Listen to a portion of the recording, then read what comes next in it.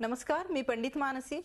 खेळग्रहांचा या कार्यक्रमामध्ये आपण सर्वांचं स्वागत. आज आपण जाणून घेणार आहोत नागपंचमी या सणाबद्दल. श्रावण महिन्यातला पहिला आणि महत्त्वाचा सण म्हणजे नागपंचमी. या दिवशी प्रत्येक घराघरामध्ये नागाची पूजा केली जाते. नागदेवतेला प्रसन्न करण्याची पद्धत आहे. तसा पाहिला तर हा सण बराच जुन्या काळापासून आहे. म्हणजे हा तसा बघितला तर श्रावण शुद्ध पंचमीला हा साजरा केला जातो. अनंत, वासुकी, शेषम, पद्मनाभ, कंबलकम, शंखकपाल, धृष्टराष्ट्र, तक्षक आणि कालिय या 9 नागांची या दिवशी पूजा केली जाते. याच्याबद्दल बऱ्याचशा म्हणजे दंतकथाही आहेत. असंही म्हणतात की कालिय नागाचा पराभव करून कृष्णाने विजय प्राप्त केला आणि तो सुरक्षित यमुना नदीच्या पात्रातून बाहेर आला. तो दिवसही शुद्ध पंचमीचा होता. तेव्हापासून नागपूजा प्रचारित झाली.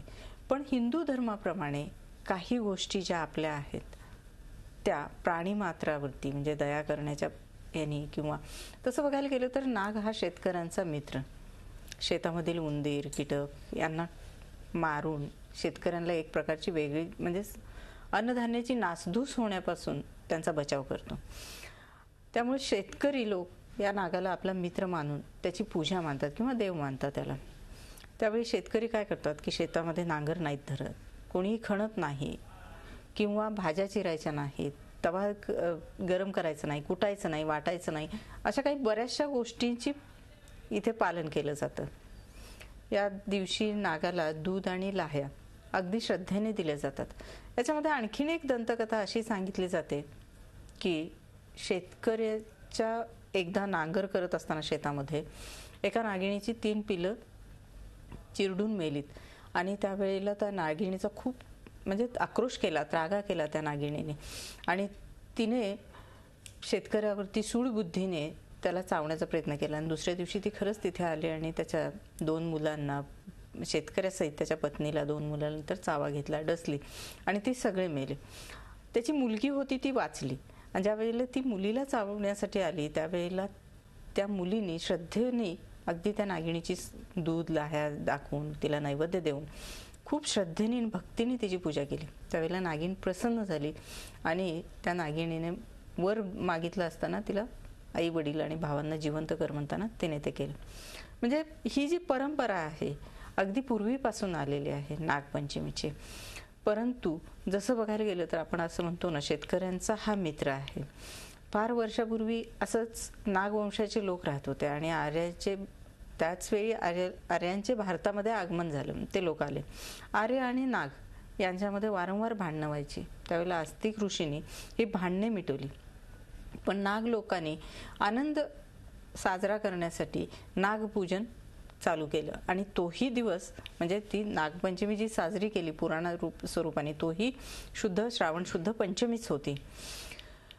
जसं आपण कृष्णाची कथा ऐकली किंवा हे ऐकलं, नाग आणि आर्य लोकांचं ऐकलं, शेतकऱ्याची कथा ऐकली, अगदी तसंच हे नागपूजेला म्हणजे झोपाळे बांधणे, खेळ खेळणे वगैरे बऱ्याचशा गोष्टी खेळतात. इथे भावाचा उपवास म्हणून पण मानला जातो आणि हा भावाचा उपवास करण्याची सुद्धा एक वेगळी दंतकथा आहे.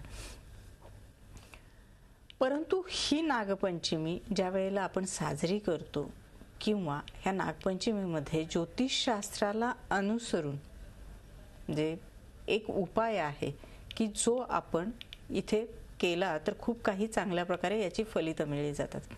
राहू आणि केतू या दोन्ही ग्रहांच्या मध्ये ज्यावेळेला सर्व ग्रह येतात त्यावेळेला त्याला कालसर्प योग म्हणला जातो. आणि कालसर्प म्हणजे नेमकं काय? बरेच लोक असं म्हणतात की पूर्वजन्मीचे दोष असतात किंवा सर्पदोष, ज्याच्या हातून सर्पांची हानी झालेली आहे, सर्पांचा मृत्यू झालेला आहे, अशा पत्रिकांच्या मध्ये सुद्धा हा दोष पाहायला मिळतो. पण खरं म्हणलं तर राहूची देवता काल आहे, जे राहू नक्षत्राची देवता काल आहे आणि केतू नक्षत्राची देवता सर्प आहे. काल म्हणजे मृत्यू आणि सर्प दंश जो होतो त्यावेळेला मृत्यूप्राय यातना आपल्याला भोगायला मिळतात.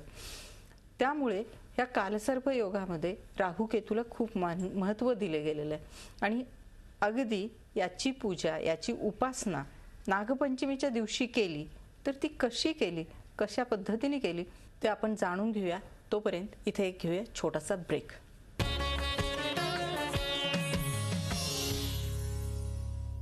ब्रेकपूर्वी जाण्यापूर्वी आपण सांगितलं की कशी आपण राहूची नागपंचमीच्या दिवशी उपासना चालू केली पाहिजे किंवा त्याच्यावरचे दोष निवारण केले पाहिजेत. ज्यावेळी पत्रिकेमध्ये राहू शनी एकत्र येतात किंवा राहू रवी एकत्र येतो, राहू चंद्र एकत्र येतो, त्यावेळेला ग्रहण योग किंवा शापित योग बनला जातो. राहू गुरु एकत्र आला तरी सुद्धा हा योग बनला जातो. मग नागपंचमीचं महत्त्व काय आहे की ह्या नागपंचमीच्या दिवशी ज्यावेळी आपण इथे हळद आणि दूध याचा वापर करून नागाची मूर्ती बनवावी आणि त्या नागाची पूजा करावी.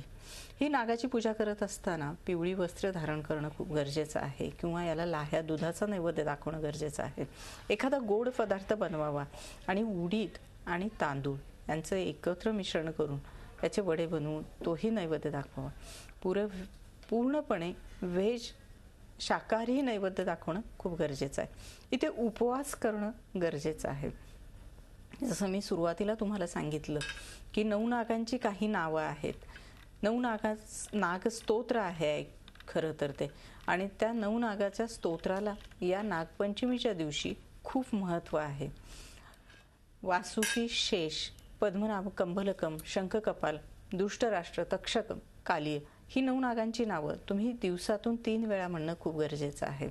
आणि इथे तुमचे काही पूर्वजन्मीचं संचित कर्म, प्रारब्ध ज्याला आपण म्हणतो, त्या कर्माचं फल आपल्याला मिळतं. शनी हा प्रारब्धाचा कर्माचा कारक असला आहे, अगदी त्याचप्रमाणे राहू सुद्धा तेच करतो. तुमच्या प्रारब्ध कर्माचं तुम्हाला इथेच भोगा आणि मुक्त व्हा असा संदेश देऊन जातो हा राहू. त्यामुळे नागपंचमीची उपासना करताना अनादिष्ट गोत्रोभे, अनादिष्ट प्रेतोभे, बाल वा वृद्धभे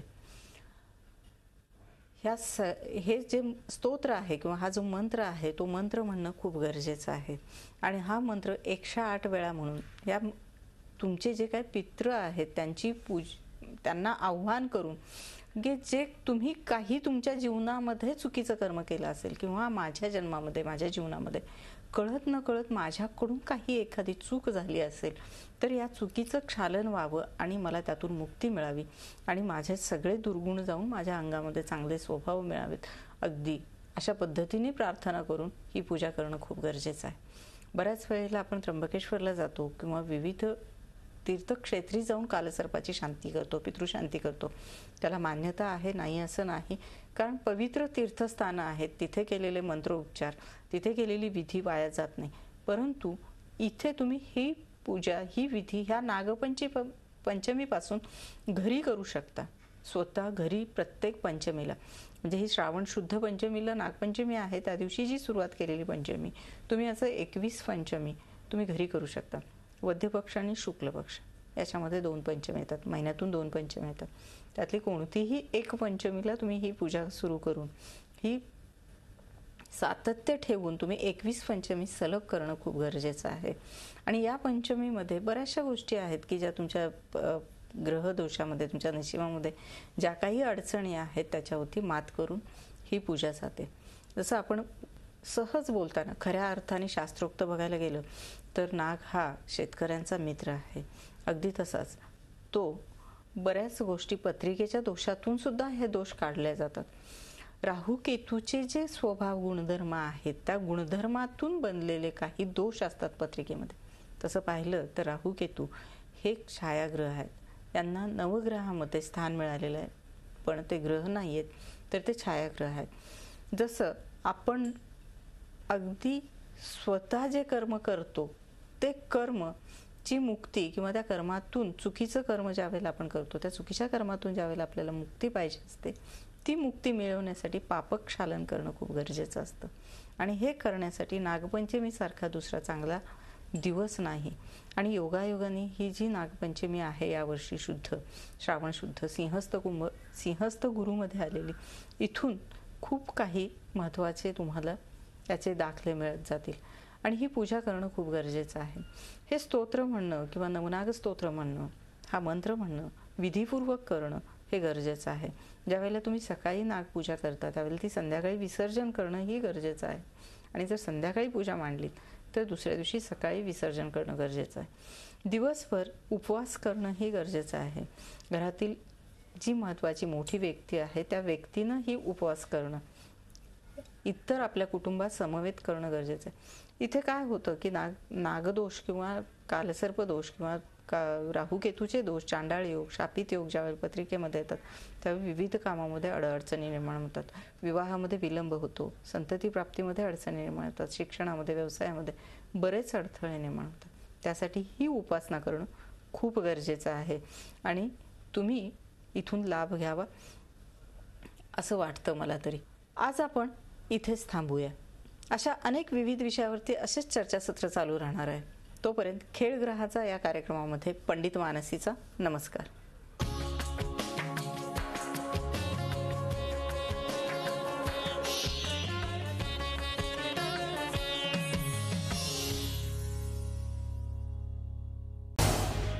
झी 24 तास रहा एक पाऊल पुढे.